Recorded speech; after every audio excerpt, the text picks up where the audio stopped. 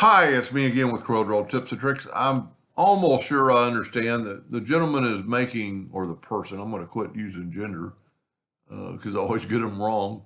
I get so many emails. But anyway, they want to make bookmarks like this shape, and you can see these are blocks, but they want to run them like this, but they want this to be uh, cut out and but not running into the next spot. So that's really, really easy. Let's take our nudge factor.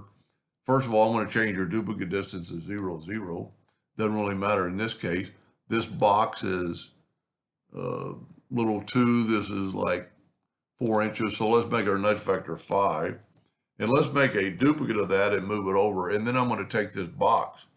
So this is, pretty standard or easy if that's the position you want.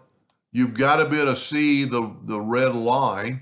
So let's go here and go to Object, Order, Front of Page, and now you can see the red line. And just take this and go up here to Intersect. And what that's going to do, that's going to give you that.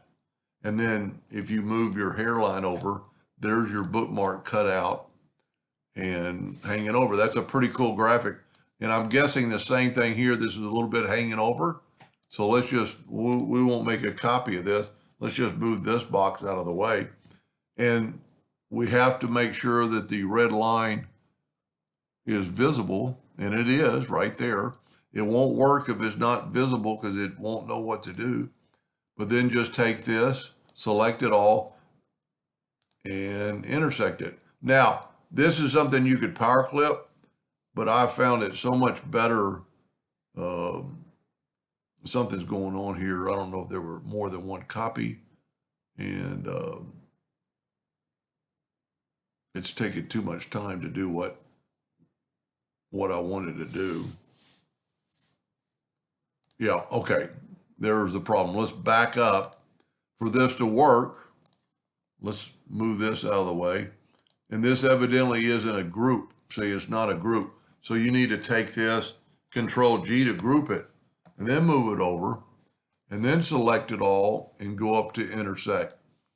And you'll see how much faster it does it because it's a group now. And then we're going to move it over, and then move your cut line over. So your cut line is going to be on the outside of the bookmark, and it looks like the thing is running past, but it's not. Anyway, I hope that answered their question, and thank you for watching.